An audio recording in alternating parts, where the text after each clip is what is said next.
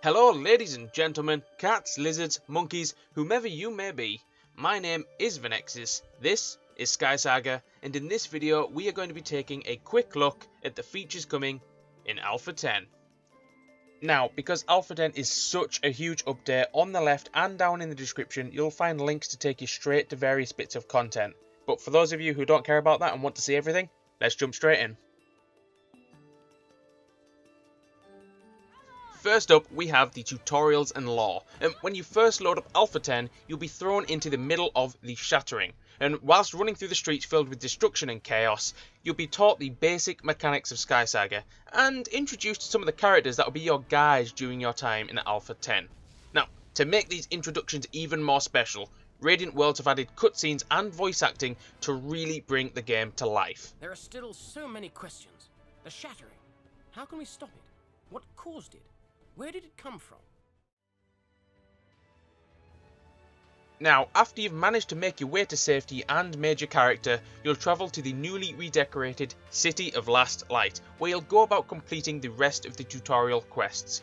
Fortunately, with the changes made to progression, which I'll go into at the end of the video, you'll find that all of the tutorials are available earlier on into your time in Alpha 10, allowing you to get stuck into the rest of the content much sooner than you would have in previous alphas.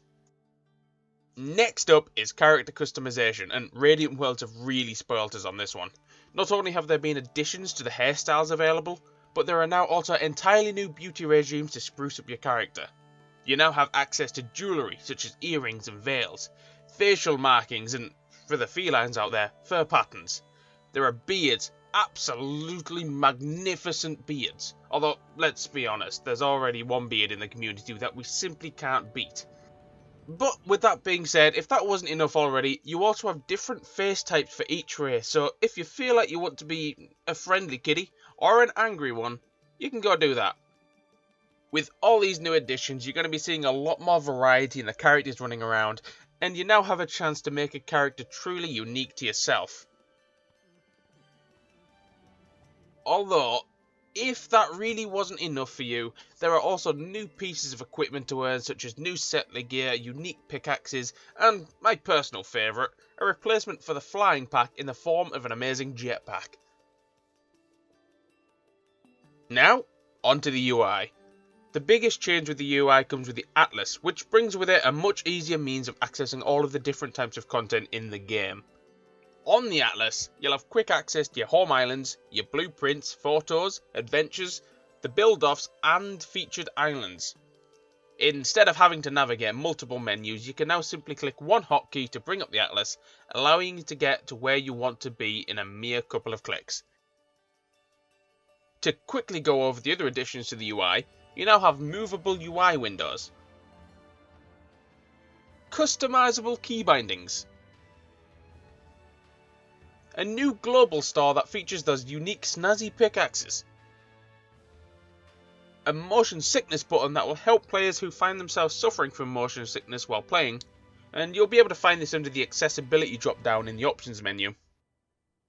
You also have a cursor mode that activates when pressing Alt, allowing you free mouse movement over menus, and most importantly, that ever expanding quest list that for some unknown reason you've been tracking every single quest you have hoarded.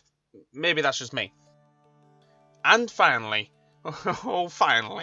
new shop layouts that are cleaner and allow you to buy in bulk by holding Shift. Just give me a second.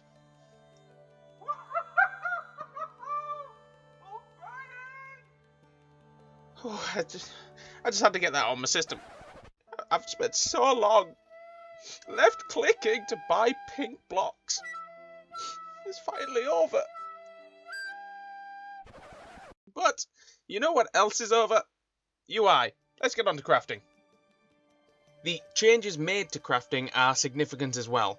What you'll find now is that crafting times are completely gone, and you can also choose to bulk craft items as well. Not only that, but crafting has been merged into one single device, and along with that comes a new UI that features various categories and a search bar, allowing you to quickly find the equipment and decorations that you want to craft. Now, speaking of equipment and decorations, along with all of the recipes you've come to know and love, you'll also find some new ones that have been implemented into Alpha 10, What you'll also find now is that each craftable item comes with a number of different recipes with varying colour palettes. Each of these colour palettes require a specific colour of materials for you to craft the item with. However, after enough searching, you may be lucky enough to find yourself an ultimate variant of that recipe, allowing you complete freedom of colour choice in your materials. Another major change to crafting is the removal of components from the game, and all crafting is now done using the base materials, such as the ore or wood you find. You no longer need to turn those materials into plates or bolts if you're wanting to craft armour, for instance. Not only is this simpler, but makes resource management and storage management much cleaner.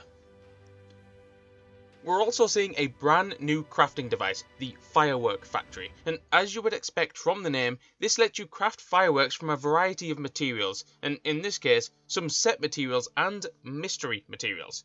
And this also gives you fireworks in a throwable form similar to bombs. Now, in Alpha 10, you can celebrate all the things. If your friend just got a really common recipe from a treasure amber, throw a firework at his face and allow him to celebrate his achievement in a beautiful spam of particles. Oh, and one more detail about decorations that can easily be missed but is going to be loved is directional placement. What you'll find now is that some decorations can be placed on ceilings or walls and their direction they're facing will change. For instance, steps. You can now place them on top of a ceiling and the item will turn upside down. I certainly know there's going to be a ton of builders who are going to appreciate that one. Next up are home islands, and these have seen a number of improvements as well, not only to help you build your island, but to also get visitors onto them as well. When it comes to publishing your island, you now have the ability to name them, giving you a means of explaining your builds a bit more, or to simply troll people. You can also choose what activities the players will be participating in, the tags to better describe your island, you can select the images that you want to use to show it off, and finally, and most importantly, you can use promotions to help it get noticed. On the topic of promotions, these are a new feature added to help you get some recognition and friendly feet onto your builds. There are a number of ways you can go about promoting your island, and the first is a direct purchase of promotions through the publishing tab, with a new currency that I'll talk about in a bit. The second is through the acquisition of promotions through treasure ambers or quests. This method gives you a consumable item in your inventory that, when used on one of your islands, will promote them. Of course, promoting your island means more visitors, but it isn't only them who get the rewards. You can also get rewards yourself when a certain number of players come to visit, giving you an incentive to make your island the best it can be. On the creative end of the spectrum, there are two brand new building tools that will help make your creations even more epic. First up, we have the Demolition Hammer, a tool similar to the Demolition Pickaxe, but without the ability to destroy blocks below you, and this allows you to keep annihilating your islands without worrying about falling into the abyss, as the ground below you also gets destroyed. And the next tool, and by far the craziest and my personal favourite, is the Earthshaper Gauntlet. This tool has two functions. One is the ability to select a huge area of blocks and fill them instantaneously with whatever blocks you have in the opposite hand to the gauntlet. The other is the ability to destroy everything in that very same area, or whatever area you choose, whilst you have a pickaxe equipped in the opposite hand. Up next is Lumostone. We are going to see a ton of new items that allow us to create some incredible new interactive features on our islands, so let's just jump straight into the list. First, we have new disappearing platforms, which will vanish when provided with a signal. Now we have 1x1 and 2x2 variants of these platforms. Next, we have tag sensors, which send out a signal when hit with an attack, a kick, or a projectile. We have wall levers, which provide a signal output when pulled.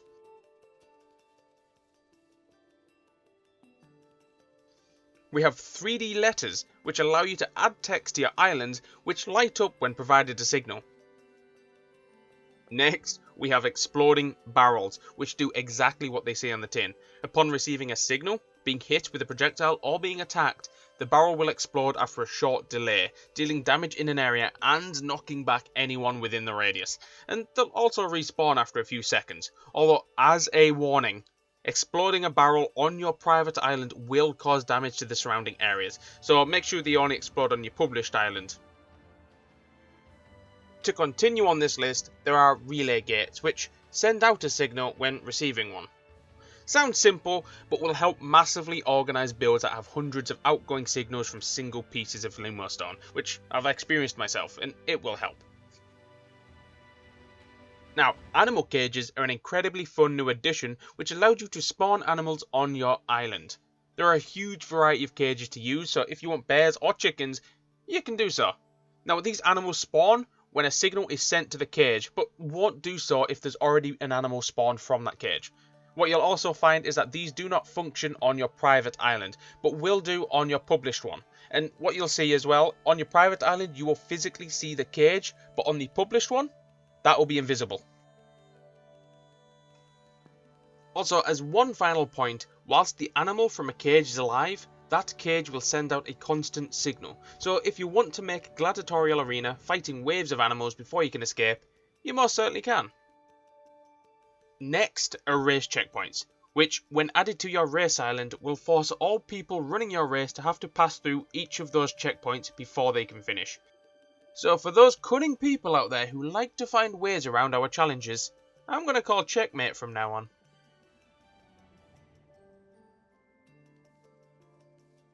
And finally, blueprints can now contain Lumostone, so you can now share all of those absolutely incredible Lumostone puzzles with the rest of the players and allow them to build them on their islands. For the next subject, we'll be looking at adventures, and there have been a few changes to these as well. And when it comes to them, you'll find that there's a bit more variety in their sizes, the colour palettes and the landmarks. What you'll also find is that the adventures you go on will be in a rotation of sorts, with new adventures coming along over time that provide you with different resources and chances at recipes with different colour palettes. Whilst you are also on those adventures, you'll meet new NPCs which will provide you optional quests that you can complete for a little bit more experience. You may also meet the absolutely adorable roaming trader who, for a small price of an unusual quest objective, will sell you some fancy rare goods. Although, seriously, the quests are unusual. They asked me to go out and kick 3 foxes, and although I do love their cuteness, the promise of rare goods was far too strong. Moving on to new resources, you'll find some very interesting new fantasy blocks that have different effects on your character when moving across them. First up, we have glass blocks. These are exactly as they sound, full glass blocks that will allow us to create some pretty cool windows or other decorations in our build. Next is Honey and Hexapus. Although I am not entirely sure if I'm saying that last one right, what these do is slow down your character significantly and also reduce their jump height. Players stuck on these will have a difficult time escaping if you use them right. We also have new glowing blocks, Crystal and Mushroom. These emit a bit of light and look pretty great, and no matter how dark your island is, you can be sure that these will be visible at all times. Next are these soap blocks, and yes, I did say soap as in the cleaning products. They are a hilariously fun block with similar properties to ice in that they are incredibly slippery. You can be sure that if you try to stop moving on these, you will just keep going. And that's not all. What you'll also find with soap is that you will stumble about a bit, moving in random directions as you're trying to walk across it. With this slipperiness and the stumbling about, you can be sure that if you're on a small platform of soap, you won't be for long. But at least you can rest with the knowledge that as you slide off a builder's soapy obstacle course, you will be super clean and smelling gorgeous. Silver linings. Now for the final block, we have magma. And I know there are a lot of people out there who've been wanting something like this for a while. And magma is a block that will deal damage to you as you stand on it, eventually killing you. Right now, I can only imagine the pain we're gonna feel when builders start to get their hands on this. Last on the Alpha 10 list is progression. Now, once again, some fairly big changes have been made here. What you'll find is now you have one level shared across all types of game content, and there are no longer separate settlers and explorer levels. Along with this, marks have been merged into one single currency. The benefits of these is that you will no longer have huge disparities between your capabilities as a settler and an explorer. The merged currency will give you easier access to all of the products on sale, whereas before you might have found yourself in a panic when a rare item's on sale and you didn't have enough settler marks, for instance. Another change is to daily rewards. Currently in Alpha 10, you will find yourself crafting keystones from keystone fragments. You can craft 5 of these a day, and these will provide you with the opportunity to buy special gear, items, new islands, or even boost some of the quest rewards. Now, when it comes to boosting rewards, what you'll find is at the end of various bits of content, you'll be offered to choose between a non-boosted reward or a boosted one if you choose to spend some extra keystones on them. And the very last thing we will go into is island participation and their daily rewards. What you'll find is that participating in activities created by players will provide you with additional rewards each day. These could be on any published island, but you'll find a few to try each day with the islands being featured. Now, these featured islands on the atlas will rotate from day to day to give you entirely new content to play every time you log in. But if you like, you could just look through the island browser to find some you want to try yourself, and you will still be rewarded. And that, folks, is Alpha 10. It's an absolutely amazing update, and I cannot wait to see what people are going to be building with all the new additions. So please, if you're working on something, get on the forum and get it shared, or send me a message in game, because I would love to see what you're doing, and I'm sure the community would say the same as well. But with that being said, it is now time to end it off here, so I want to thank you all for watching, and I'll see you next time.